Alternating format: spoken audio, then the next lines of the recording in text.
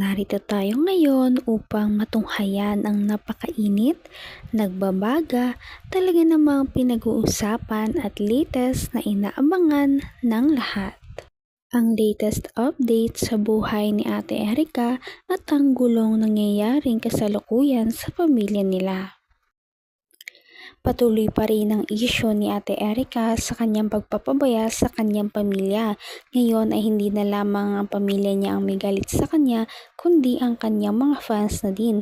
Talagang wala na talaga siyang matatakbuhang ibang tao dahil lahat Sa ay galit lolo at na. tita niya, hindi nagsisinungaling kasi sila ang mas nakakakilala sa Yun. Totoo naman yun. Siyempre, doon sila lumaki sa Ibig sabihin po, nila, ano? lahat ng sinabi ni Lolo Sa mga Miguel, tita nila, totoo. sa bahay Totoo namin. lahat. Siyempre, kilala nila yan. At kung ano man yung mga lumalabas sa bibig ni na lolo, totoo yun. Totoo yun, oo. Alangan naman gawan nila ng Kwento. masamang kwento yung mga apo nila yung mga yan eh. Tama. Saka ang kinasasama kasi ng loob ni Lolo dati is yung hindi man lang sila dumalaw sa hospital, no? Nung hospital ngayong lola nila, bagkos. Nung pag-uwi ng lolo nila sa bahay na yon, hindi niya ina-expect na wala na yung dalawang apon niya na yon, lumayas na. Dala-dala lahat mga gamit. Hindi man lang nagpaalam. Napakabuting mga apo talaga, ano? Grabe. Ay, nako. Buhay talaga. So yan guys, no, ituloy natin. May mga iba pa silang mga dito pinadala. So yan. Hindi po yan sulsol. Ugali na po talaga nila yan. So ibig sabihin, napagtanto na ng Ilabers na talaga ugali na nung magkapatid. Yung manggamit para sa pera, ano. Yan, o. Tama Kahit yan. saan pa sila magpadala. Totoo yung mga sinasabi ni Lolo Miguel. Saan pa sila nagpapadala sila basta pera. Grabe kasi nauso kasi yung mga text na ganito, ano? Yung mga hindi na buo. Kaya nakakalito na minsan magbasa ng mga putol-putol. Parang si Barok na lang tayo ngayon. Sabi naman yes, real talk, 100%. So yan. Sabi naman ng isa, grabe ang pag-ugali ni May. Akala mo kung sino, hindi iniisip kung anong meron sila ngayon. Wala na po, talagang sirang-sira na sila, no? Pinaghirapan ng dugot pawis. Kung ano man meron sila ngayon, tapos kung makasabi ng leche kay yan. Grabe. Samantala, pinagtatanggol sila sa mga bashers sa kanila. Ganun talaga. Hindi mo naman talaga in-expect.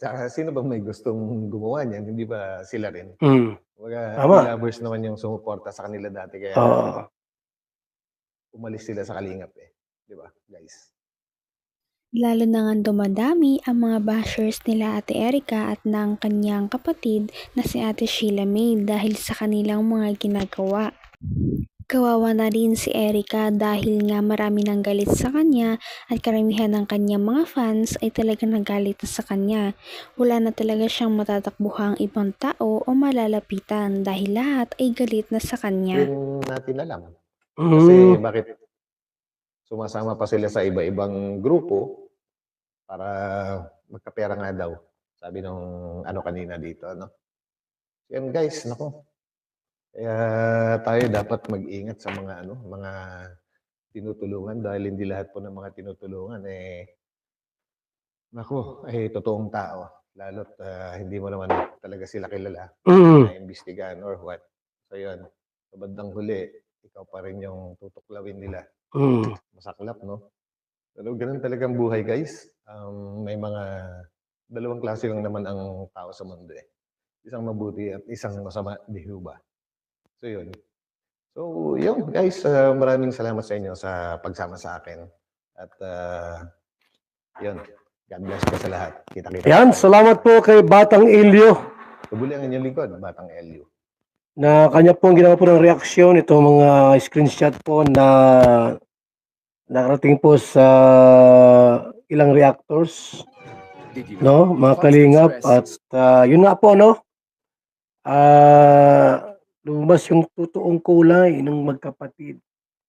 Ibig sabihin po mga kalingap, lahat ng sinabi ng matanda against doon sa apo nila ay totoo. Lahat po ng sinabi, no, ng matanda ng mga paratang kontra doon sa magkapatid ay talagang totoo. Masama ang ugali nila. Isipin niyo po mga kalingap, ilang months na pong hindi nagpupunta doon o dumadalaw. So, sa taong nagpalaki sa kanila, o yung mag-aang nagpalaki po bagay si Lolo Miguel, yung mag-asawa, doon sila hinubog, tinuruan, o tinuruang magsalita, tinuruang maglakad, lahat po. Nagpapakain, nagpapaaral, inasaan sila ngayon? Wala. Hindi man lamang makuhang dumalaw doon sa matanda para kumustahin sila. Ang sama ng ugali talaga. At mismo sila pong grupo ay nagkagulo-gulo na. Away-away na sila, no? Sapagkat lumabas ang tunay na kulay ng magkapatid. Sirang-sira na nga talaga ang pangalan ni Erica dahil sa kanyang mga pinaggagawa. Ano nga ba talaga ang totoong nangyari sa kanyang pamilya at sa kanya? Sana nga ito ay talaga namang maresolba na dahil napakalaki na ng gulong ito at halos lahat ay nakikisawsaw na. Kaya naman lalo pa itong lalala sa paglipas ng panahon. Hinubog, tinuruan, o tinuruang magsalita, tinuruang maglakad. Lahat po. Nagpapakain, nagpapaaral. Inasaan sila ngayon? Wala. Hindi man lamang makuhang dumalaw doon sa matanda para kumustahin sila. Ang sama ng ugali talaga. At mismo sila pong grupo ay nagkagulo-gulo na. Away-away na sila, no? Sapagkat lumabas ang tunay na kulay ng magkapatid. Ngayon, nasaan sila? Aba, meron akong grupong sumalo. Paala kayo, ha? Mula sa Kalingap, lumipat sa iba, tapos palipat-lipat ng ibang grupo, ay kayo din. Ha? Yung nangyari doon sa aming yung ginawa nila sa Kalingap, dahil sa kanila, binawi ni Jun ang 500,000 pesos. Dahil kay May at kay Erica po, binawi ng sponsor ang 500,000 para sa bahay po nila. May sumalo itong team ni Tunyakaw Torres. Ngayon, ilang months lang, nahulaan ko na agad na hindi magtatagal yan. Mag-away-away din yung mga yan. Ayun na. Ito na po nangyari sa kanila mga kaibigan. Nagmumurahan na sila. At nag-away-away na po. Yan ang tunay na ugali ng magkapatid. Abay, huwag kayo magtiwala dyan. Ang payo ko sa kanila, magbago na kayo. Huwag mukhang pera. Lumapit doon kay Lolo Mig at huminging tawad hanggat sila ay nandyan pa sa inyong tabi. Malay natin, tanggapin kayo muli at patawarin.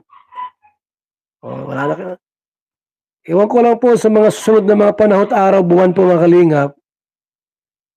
Kapag nalaman ng lahat na mukhang pera itong mga ito, nako, iiwan ng mga sponsor yan. Iiwan po ng mga sponsor yan. Itong mga kapatid na May at Erica.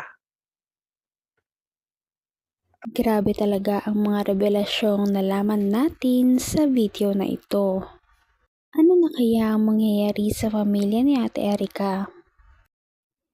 At hanggang dito na lamang muna magtatapos ang ating napakainit, nagbabaga at pinakainaabangan na latest issue ni Ate Erica.